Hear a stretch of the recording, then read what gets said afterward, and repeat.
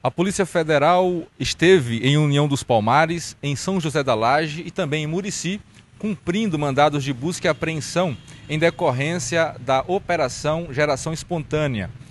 Foram 14 mandados ao todo de busca e apreensão e o nome de alguns políticos de União dos Palmares estiveram envolvidos.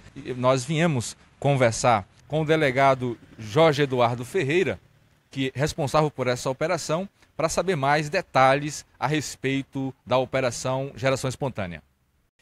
Primeiro, obrigado, delegado, pela disponibilidade.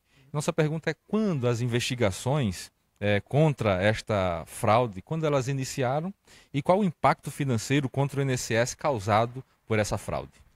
Bom, o histórico dessa investigação ele tem início lá em 2022, em junho, quando a gente efetuou uma prisão em flagrante no município de União dos Palmares.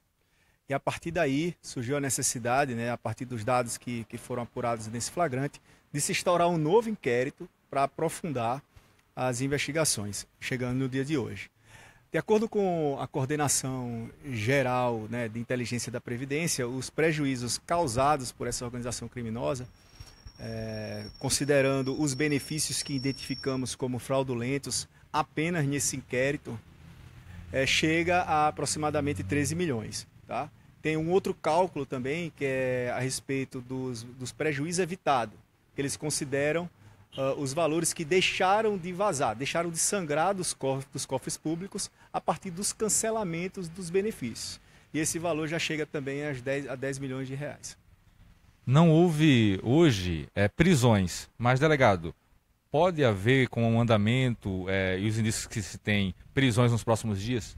A investigação, toda investigação é muito dinâmica e depende de todas as provas que são trazidas aos autos e se constituem evidências que podem sim instruir ali uma outra representação criminal perante o juízo competente.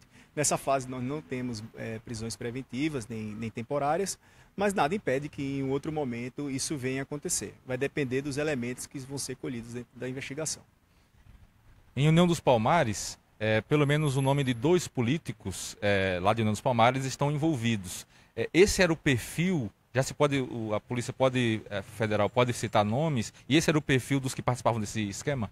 Bom, no momento a gente não pode falar em nomes dessa operação, esse é um dado que está sendo ainda guardado pelo sigilo da investigação e a gente não pode entrar nesse nível de detalhe. Até porque poderia atrapalhar a investigação e a gente entende que também existem direitos a ser resguardados dos próprios investigados.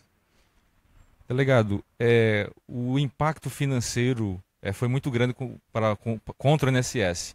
Houve a participação do INSS para que também pudesse ser descoberto esse esquema? Quem mais estava envolvido da Polícia Federal para descobrir essa fraude? Isso é importante que se diga que, apesar de você ter o envolvimento, muitas vezes, de um servidor do INSS, a figura do servidor, ou o mal feito do servidor, não pode ser misturado com a importância da instituição. O INSS, como instituição, sempre colaborou com a investigação.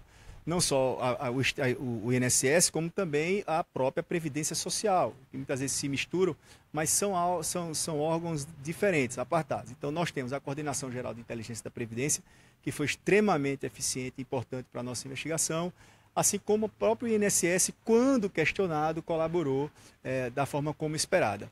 É óbvio que nós tivemos dentro do processo ali o envolvimento de servidor, mas isso não se mistura com a conduta do INSS. Então, cada um vai responder por sua responsabilidade e o servidor, inclusive.